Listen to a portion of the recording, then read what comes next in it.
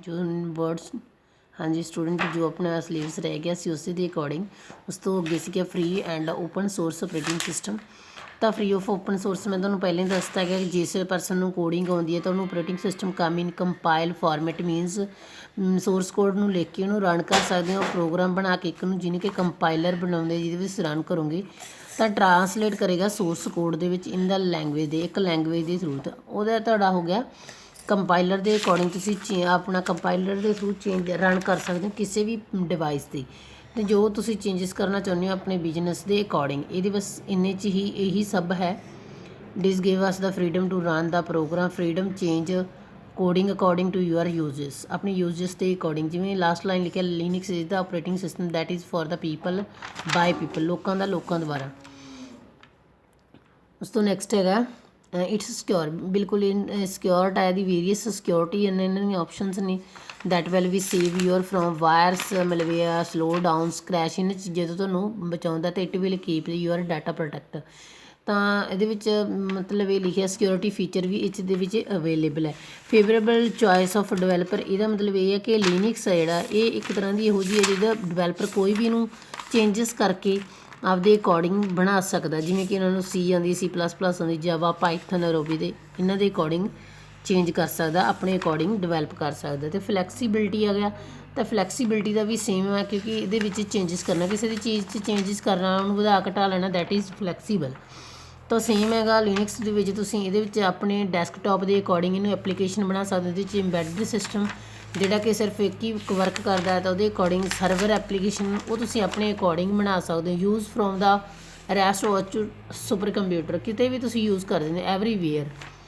ਉਸ ਤੋਂ ਬਾਅਦ ਅਗਰ ਲਿਨਕਸ ਡਿਸਟਰੀਬਿਊਸ਼ਨ ਤਾਂ ਇਹਦਾ ਮਤਲਬ ਇਹੀ ਹੈ ਉਹਦੇ ਵਿੱਚ many agencies modify Linux operating system make their Linux distributions ਤਾਂ ਉਹਨਾਂ ਨੂੰ ਚੇਂਜ ਬਣਾ ਕੇ ਉਹਨਾਂ ਚੇਂਜਸ ਕਰਕੇ ਅਤੇ ਉਹਨਾਂ ਨੂੰ ਡਿਸਟਰੀਬਿਊਟ ਕਰ ਸਕਦੇ। ਦੇਅਰ ਮੈਨੀ Linux distribution available in the marketing ਤਾਂ ਬਹੁਤ ਸਾਰੇ ਇਹਦੇ ਵਿੱਚ ਅਵੇਲੇਬਲ ਵੀ ਨੇ ਮਾਰਕੀਟ ਦੇ ਵਿੱਚ ਜਿਨ੍ਹਾਂ ਦੇ ਅਲੱਗ-ਅਲੱਗ ਆਪਦੇ ਨਾਮ ਦੇ ਅਕੋਰਡਿੰਗ ਚੇਂਜਸ ਕੀਤੇ ਹੋਏ ਨੇ।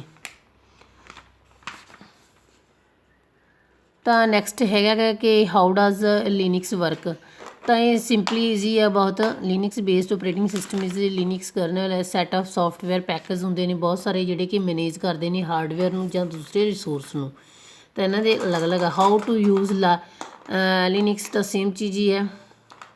ਵੀ can use Linux through the interactive user interface ਮਤਲਬ ਇੱਕ ਤਰ੍ਹਾਂ ਦਾ ਇੰਟਰੈਕਟਿਵ ਯੂਜ਼ਰ ਫੇਸ ਇਹ ਗ੍ਰਾਫੀਕਲ ਦੇ ਤੌਰ 'ਤੇ ਵੀ ਯੂਜ਼ ਕਰ ਸਕਦੇ ਹੋ ਤੁਸੀਂ ਕਮਾਂਡ ਦੇ ਅਕੋਰਡਿੰਗ ਵੀ ਯੂਜ਼ ਕਰ ਸਕਦੇ ਹੋ ਤੁਹਾਡੇ 'ਤੇ ਡਿਪੈਂਡ ਕਰਦਾ ਇਹ ਦੋਨਾਂ 'ਚ ਹੀ ਚੱਲ ਜਾਂਦਾ। ਮੋਸਟਲੀ ਤੁਸੀਂ ਦੇਖਿਆ ਹੋਵੇਗਾ ਕਿ ਗ੍ਰਾਫੀਕਲੀ ਵਰਕ ਕਰਦਾ ਹੈਗਾ ਪਰ ਇਹ ਦੋਨਾਂ ਦੇ ਅਕੋਰਡਿੰਗ ਵਰਕ ਕਰਦਾ ਹੈਗਾ। ਉਸ ਤੋਂ ਬਾਅਦ ਆਪਣਾ ਟੌਪਿਕ ਸੀਗਾ ਬੂਟਿੰਗ ਤਾਂ ਬੂਟਿੰਗ ਦਾ ਮਤਲਬ ਕੀ ਹੈ ਇਹਦੇ ਵਿੱਚ ਆਪਾਂ ਨੂੰ ਕਲੀਅਰ ਹੋ ਜਾਏਗਾ। Linux is boot process is initial of the Linux open source operating system on the computer. ਇਹਦੇ ਵਿੱਚ ਸਟਾਰਟਿੰਗ ਦੇ ਵਿੱਚ ਜਦੋਂ ਆਪਾਂ ਮਤਲਬ ਕੋਈ ਵੀ ਹੈ ਤਾਂ ਸਟਾਰਟ ਕਰਦੇ ਹਾਂ that is process booting process ਹੁੰਦੀ ਹੈ ਅਤੇ ਨੰਬਰ ਆਫ ਸਟੈਪਸ ਹੁੰਦੇ ਨੇ ਬੂਟਿੰਗ ਦੇ ਵਿੱਚ। ਇਹਦੇ ਸਟੈਪਸ ਨੇ ਬੂਟਿੰਗ ਲਿਨਕਸ ਦੇ ਬਾਇਓਸ ਬੂਟ ਲੋਡਰ ਰੈਂਪੀਆ kernel run level user interface. ਤਾਂ ਸਭ ਤੋਂ ਪਹਿਲਾਂ ਬਾਇਓਸ ਜਦੋਂ ਆਪਾਂ ਪਾਵਰ ਔਨ ਕਰ ਦਿੰਦੇ ਹਾਂ ਤਾਂ first process begin once you power on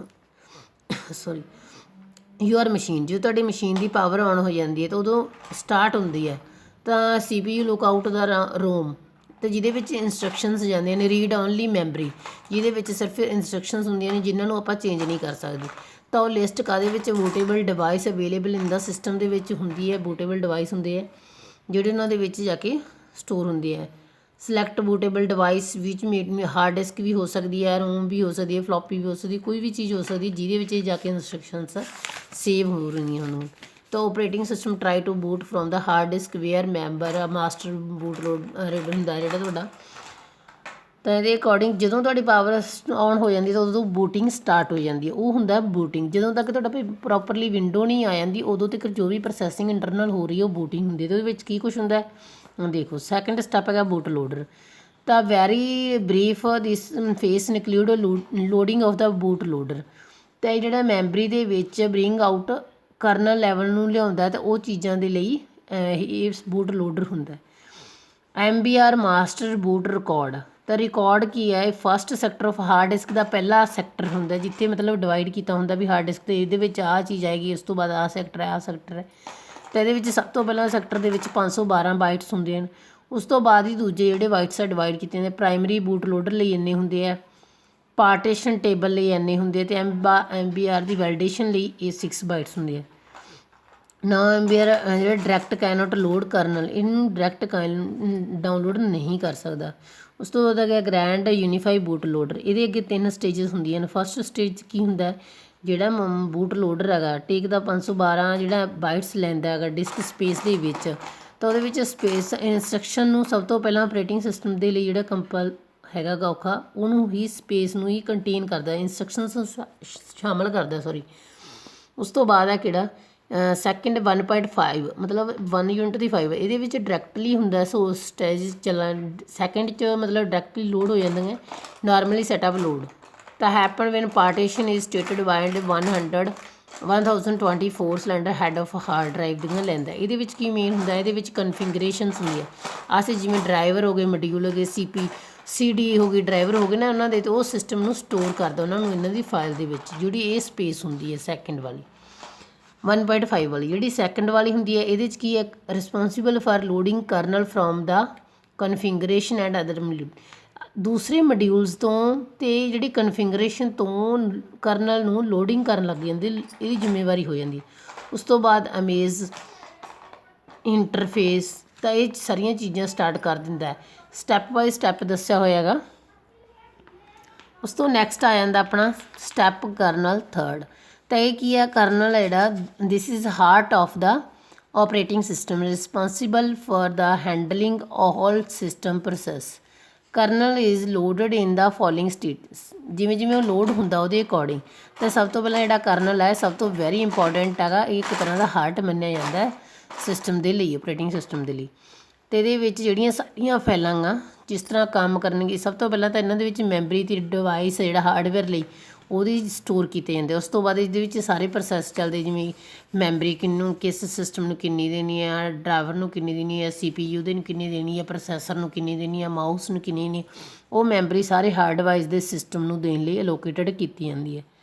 ਤਾਂ ਇਹ ਸਾਰਾ ਹੀ ਉਹ ਟੋਪਿਕ ਹੀ ਇਹਦੇ ਵਿੱਚ ਲੋਡਿੰਗ ਦੇਣਾ, ਹੈਲਪ ਪ੍ਰੋਗਰਾਮ, RM ਮੋਡ, ਇਹਨਾਂ ਦੀਆਂ ਕਮਾਂਡਸ ਆ ਗਈਆਂ ਇਹ ਸਾਰੀਆਂ।